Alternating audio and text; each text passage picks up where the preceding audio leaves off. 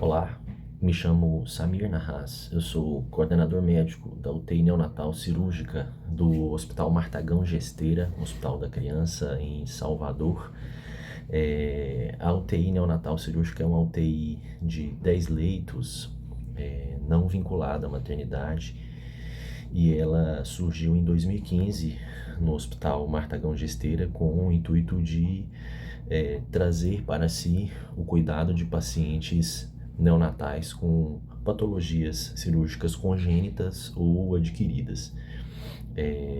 Em 2015, né, essa unidade ela foi inaugurada com 10 leitos e de lá para cá a gente vem se especializando no cuidado de recém-nascidos com enfermidades congênitas, de malformações do sistema nervoso central, cardíacas, pulmonares, intestinais, ortopédicas, demandas de cirurgia plástica, em nefro e uro, além também do cuidado de recém-nascidos com patologias adquiridas, tipo enterocolite, complicações da mesma, por exemplo.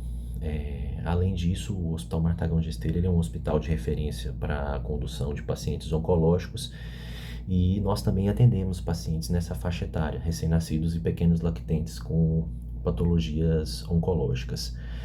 A proposta de fazer um documento para que a gente pudesse orientar a condução inicial dos pacientes recém-nascidos no período natal, vem do seguinte fato: nossa unidade ela é 100% SUS. Nós recebemos pacientes de diversos locais do estado, inclusive de outros estados, para tratamento, para fazer cirurgias intestinais, cirurgias cardíacas, neurocirurgias, e a gente sente uma certa carência na condução inicial dos pacientes, porque muitos bebês chegam já num estágio avançado das complicações trazidas pelas malformações e muitas vezes a gente não tem êxito no tratamento desses bebês por conta já de complicações prévias.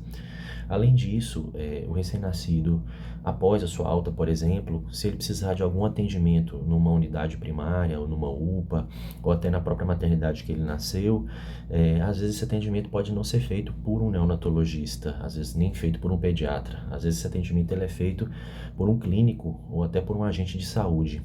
E aí esse documento ele tem a intenção de trazer ali informações para condução inicial em qualquer tipo de unidade que o paciente esteja. Não necessariamente ele precisa estar numa unidade com vários recursos tecnológicos para o seu atendimento. Então, a UTI neonatal cirúrgica do Martagão Gesteira traz, junto ao IESG, um documento que possa nortear ali a condução de pacientes na assistência neonatal na Bahia. Em relação à apresentação do documento, o título é como fluxogramas, mas é mais como esquemas visuais, onde você possa ali visualmente acessar informações de extrema importância para dar o gatilho na condução dos pacientes gravemente enfermos. Nós teremos então a abordagem das principais apresentações clínicas no recém-nascido, né? Então a gente vai abordar pacientes que se apresentam com choque, como doença respiratória ou desconforto respiratório, hipertermia, sintomas neurológicos, sintomas gastrointestinais, icterícia, sangramento e doença renal. Tá certo? Nós passaremos por todos esses fluxogramas. Essa apresentação inicial do documento, ela não tem a intenção de aprofundar em cada um desses temas, né? Essa apresentação inicial do documento, ela seria apenas na tentativa de nós conseguirmos mostrar como vocês vão se guiar, né? Através dos fluxogramas para chegar ali na condução do paciente, tá joia? Então, quando a gente atende um bebê numa unidade, né, ele nasceu, foi para casa e retornou para algum tipo de atendimento, esse atendimento ele pode ter graus diferentes de gravidade, né, de acordo com a patologia que o paciente apresenta e de acordo com o estágio que a doença que o paciente está. Ele pode ter patologias graves, mas inicialmente de baixa complexidade, né, e esse atendimento ele pode demandar um esclarecimento para alta, um esclarecimento com internação e investigação e às vezes até demandar condutas imediatas para a sustentação da vida do bebê. Geralmente, quando o bebê ele se apresenta com alguma doença em algum de seus sistemas orgânicos, isso pode provocar desvios da homeostasia e vão se apresentar como os sinais clínicos para a gente, onde a gente vai descobrir o que é que está acontecendo, né? Que são nada mais são do que os mecanismos compensatórios do bebê. Mas imagine que a gente tem um bebezinho com uma malformação do sistema nervoso central, que começa a apresentar crises convulsivas, ele começa a hipoventilar, a fazer retenção de CO2, hipoxemia, acidemia, aí diminui o débito cardíaco, isso diminui a perfusão cerebral, que agrava a hipoventilação, e isso entra num feedback positivo, e esse geralmente é o padrão de acometimento das doenças graves no período neonatal. Se a gente não tomar abordagens, às vezes enérgicas, em determinadas fases da doença, o feedback positivo que acontece, ele é muito lesivo, e isso pode levar o paciente a óbito rapidamente. O primeiro fluxograma que a gente vai ver aqui, para que vocês entendam, é o fluxograma de choque, tá certo? Então aqui nós temos os sinais clínicos que indicam que o paciente está em choque e geralmente essa primeira parte aqui, ela vai representar as possíveis etiologias e de acordo com as possíveis etiologias, a gente vai seguir um rumo na condução desses pacientes. Então, vou exemplificar aqui no caso de choque. Se o paciente apresenta com sinais de disfunção cardiocirculatória, os principais grupos de doenças são as arritmias, as disfunções cardiocirculatórias relacionadas com doença sistêmica, tipo desidratação, sepse, e cardiopatias dependentes de canal, para fluxo sistêmico. É importante você buscar alguns dados na história e no exame clínico, e alguns exames são fundamentais, que não podem ser esquecidos de serem solicitados. São exames que a gente faz aqui na maioria das unidades de saúde. Caso o paciente tenha algum tipo de arritmia, a gente vai para esse ramo do tratamento. Caso ele tenha alguma disfunção cardiocirculatória relacionada com doença sistêmica, esse é o braço do tratamento. Mas caso você venha tratando o bebê e ele não responde, é possível que ele tenha uma cardiopatia dependente de canal e a gente inicia o uso da prostaglandina. Então, os fluxogramas eles vão ser mais ou menos dispostos dessa forma. No caso do choque, eu destrinchei um pouquinho mais, eu chamei o choque de disfunção cardiocirculatória neonatal, onde o ponto inicial seria checar qual é o ritmo do bebê, porque se for um ritmo sinusal, outro dado que vai nos ajudar a guiar na terapêutica é a radiografia de tórax, porque de acordo com a área cardíaca eu posso escolher o uso já direto de drogas, tentar algum grau de expansão fluídica, mas sempre com cautela, né, em relação aos pacientes prematuros. E se o paciente tiver um eletrocardiograma com um ataque à arritmia sem onda P, o ritmo vai definir também o tipo de conduta que a gente vai tomar, tá joia? O segundo dado é que se esse paciente ele não melhora, né, com as medidas acima, a gente tem também uma forma de conduzir de acordo com a frequência cardíaca a partir daí, tá certo? Então, basicamente, esse é o fluxograma, a apresentação do fluxograma do paciente com choque. Paciente com doença respiratória, eu posso estar diante de um bebê que está fazendo sintomas respiratórios de origem metabólica, ou ele tem realmente uma doença metabólica, ou ele tem uma cardiopatia congênita dependente de canal para fluxo pulmonar, ou ele tem uma taquipneia por outro motivo, está sentindo dor, está com hipertermia, a gente vai ter um fluxograma específico para hipertermia. Mais uma vez, existem dados importantes a serem conseguidos na história no exame físico, exames laboratoriais e de imagem que podem nos ajudar na elucidação diagnóstica. Lembrar que, independente do que esteja acontecendo aqui, por exemplo, se for um paciente com doença respiratória, ele pode ter malformação também das vias respiratórias dele, tá certo? Agravando essa condição. Um paciente que tem um quadro respiratório de origem metabólica, a gente tem aqui o braço para condução. Se ele tem uma doença respiratória, ele pode ter uma doença obstrutiva ou uma doença restritiva. Lembrar que além de malformações, ele também pode ter displasia broncopulmonar, e aí aqui tem uma sugestão para terapêutica.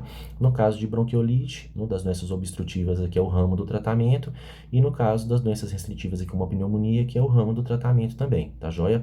Lembrar que esse paciente pode se apresentar também com uma obstrução de vias aéreas, e aqui é a proposta terapêutica, e nos pacientes com suspeita de cardiopatia cianótica dependente, né, de canal, a gente tem aqui a possibilidade da introdução da prostaglandina, tá joia? Já nos pacientes com hipertermia, que seria o quarto fluxograma do documento, a gente pode ter um paciente com elevação de temperatura acima de 38 graus por superaquecimento. desidratação ou infecção. Os dados na história, os exames laboratoriais, eles serão importantes para nos ajudar a definir o que é que está acontecendo. Geralmente, o paciente com superaquecimento é um paciente que tem um estado geral satisfatório e ele vai ser acompanhado.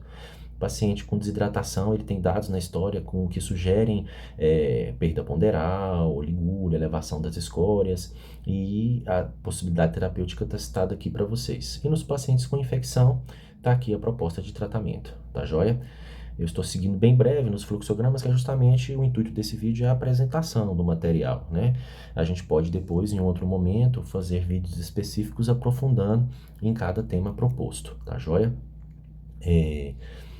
Pacientes com sintomas neurológicos, né, a gente pode ter esses sintomas neurológicos, seja ele irritabilidade inconsolável, rebaixamento sensório ou convulsões. Isso pode estar acontecendo por comprometimento direto do sistema nervoso central, seja por infecção, inflamação, malformações, hemorragia ou leucomalácia, ou então um comprometimento indireto por hipoperfusão, hipóxia, distúrbios hidroeletrolíticos ou metabólicos. Dados na história, no exame físico e exames laboratoriais vão nos ajudar a definir o tratamento, tá certo? A proposta terapêutica para convulsão no período neonatal está disposta aqui nesse quadro, e aqui são os pacientes com suspeita de infecção, aqui nos pacientes que têm hipoperfusão e distúrbios hidroeletrolíticos. Então a gente segue o fluxograma de acordo com a demanda. Os pacientes com sintomas gastrointestinais, quer dizer, regurgitações, vômitos frequentes, distensão abdominal, eu posso ter problemas dietéticos, posturais, eu posso ter problemas relacionados com a função do intestino, né? Problemas funcionais por sepse, distúrbios hidroeletrolíticos, infecções, enterocolite, etc. E problemas anatômicos mesmo, né? Malformações intestinais.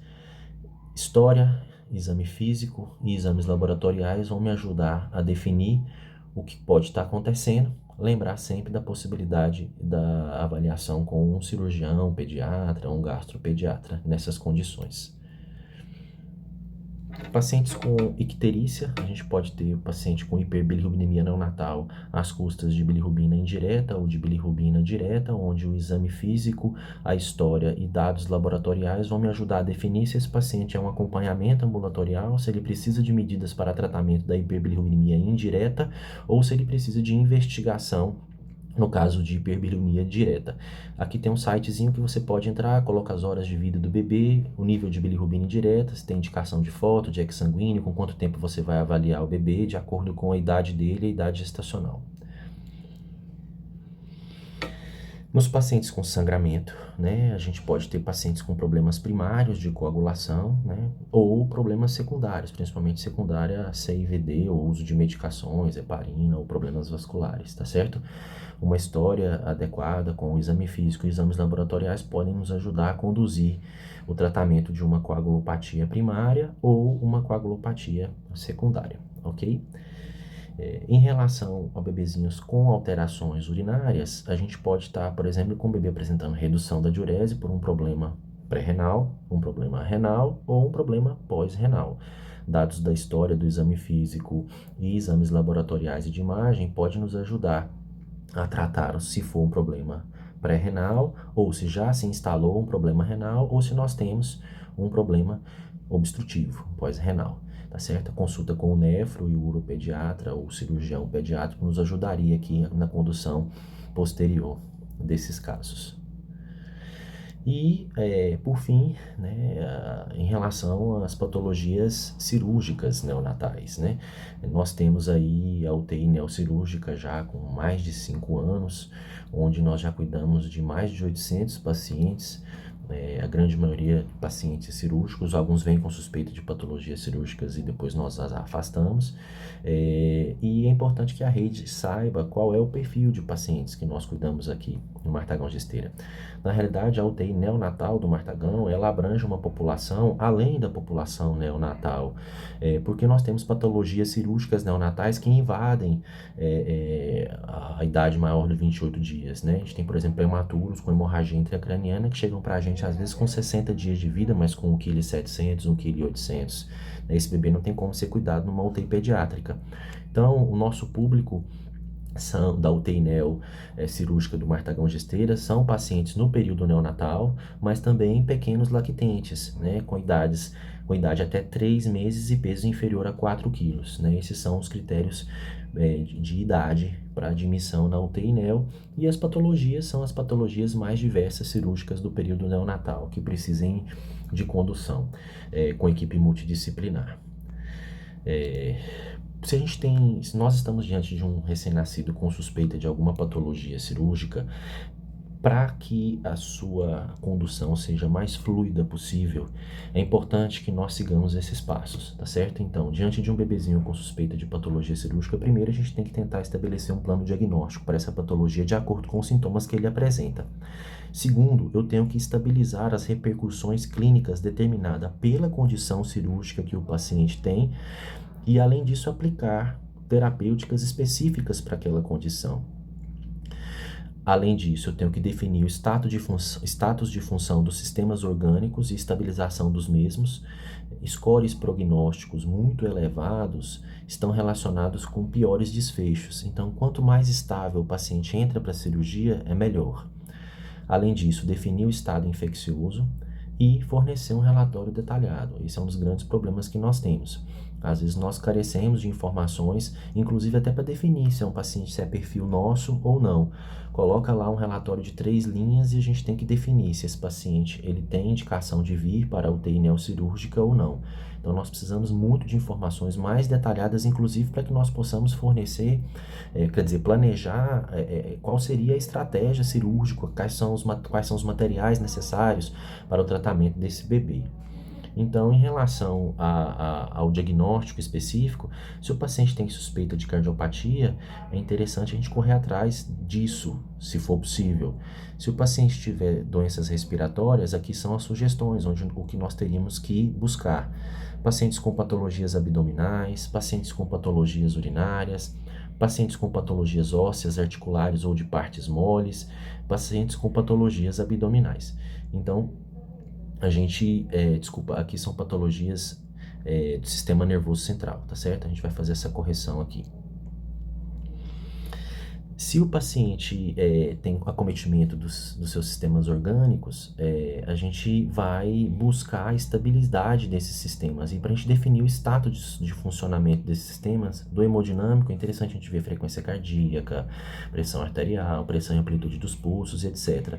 Da parte ventilatória, a gente tem aqui o que a gente vai buscar para tentar saber qual é o status de funcionamento de função orgânica desse paciente, da parte respiratória, da parte hematoinfecciosa, da parte urinária e hidroeletrolítica. Aqui são os dados que a gente vai buscar.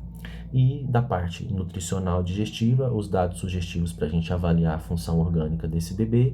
E da questão neurológica, aqui são os dados que a gente vai buscar na tentativa de definir qual é o status de função orgânica desse paciente.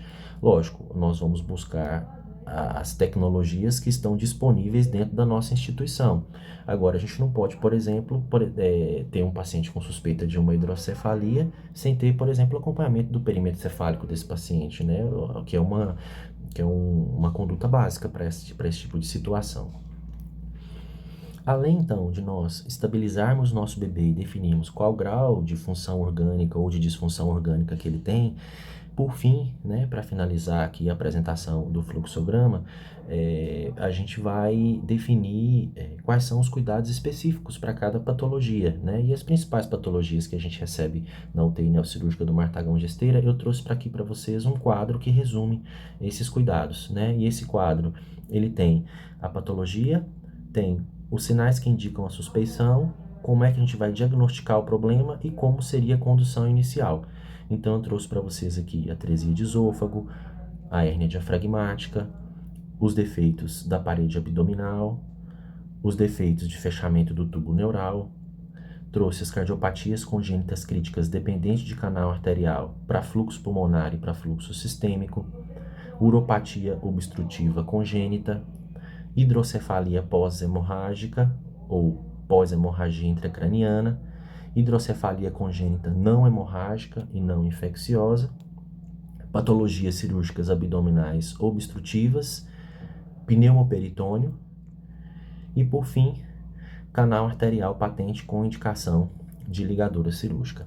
Então, essa é a apresentação. Durante a leitura do material, vocês vão ter a oportunidade de verem textos explicativos também. E no segundo momento, nós iremos aprofundar, né, em vídeos como esse, especificando cada fluxograma daquele de atendimento e especificando cada patologia. Eu queria agradecer a todos e até o próximo.